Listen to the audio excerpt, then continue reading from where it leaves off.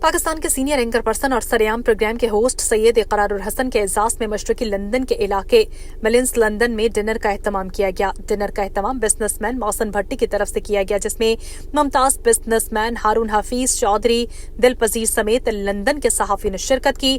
سید اقرار الحسن نے کہا کہ جب بھی برطانیہ آتا ہوں تو اوورسیز سے بھرپور ملتا ہوں۔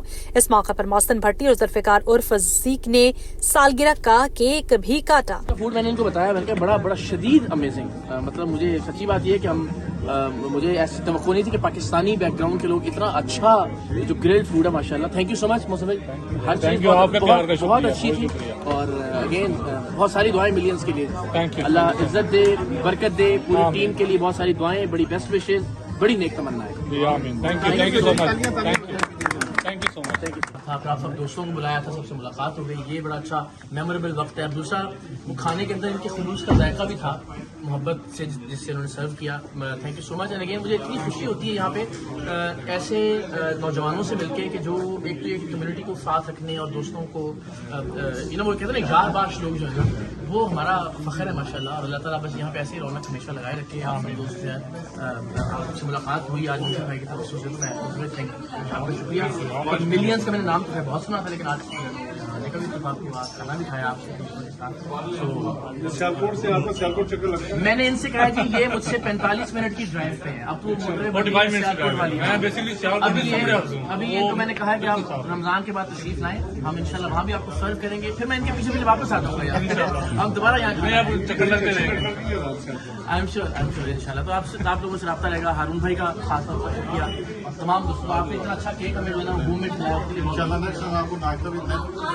میں ناشتے کے لیے اسپیشل آؤں گا۔ ناشتہ صبح ہو جانا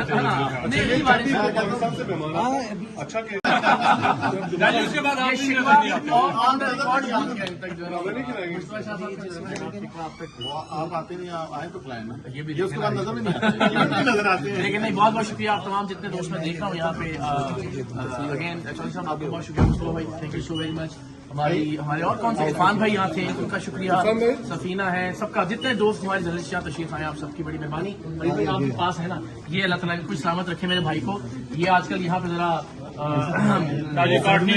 زد میں نہیں ہے، انشاءاللہ اللہ تعالیٰ کی خیر و عافیت کا معاملہ رکھے، لیکن یہ بڑی تکلیف دہ بات ہے۔ میں آپ سارے جرنلسٹ دوستوں سے بھی یہ کہوں گا کہ آپ کی فیملیز کے ساتھ ملاسہ کیا جائے، کیونکہ آج صحیح سے شاید آیا ہے، کل آپ میں سے بھی کسی کو آپ کے چینل کی پالیسی کی وجہ سے، آپ کی کسی سٹوری کی وجہ سے، آپ کی کسی خبر کی وجہ سے کہیں پہ بھی آپ کے بچوں کے ساتھ، فیملیز کے ساتھ اسی طرح سے گالم گلوچ کا نشانہ بنایا جا سکتا ہے۔ تو میری ایک آپ میں سے چھوٹا بھائی ہوں، چھوٹے بھائی کے طور پر جو بڑا بھائی سمجھتے ہیں، ایک بڑے بھائی کے طور پر یہ لندن کے تمام جو صحافی ہیں ان سے درخواست ہوگی کم سے کم اس معاملے پر سارے متفق ہوں کہ یار آپ کے ادارے کی پالیسی یا کسی خبر کی وجہ سے یا آپ کی صحافتی ذمہ داریوں کی وجہ سے آپ کی فیملی کے سامنے کم سے کم آپ سے گالم گلوچ کا معاملہ نہیں ہونا چاہیے۔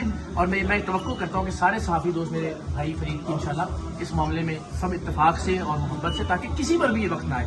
میں ہمیشہ یہ کہتا تھا، پاکستان میں بھی جب یہ جنگ چل رہی تھی نا ایک چینل کی اور دوسرے چینل کی، میں تب یہ ٹویٹس کیا کرتا تھا کہ وہ جو ہے کہ میں آج زد پہ اگر ہوں تو خوشگمان نہ ہو، چراغ سب کے بجھیں گے، ہوا کسی کی نہیں۔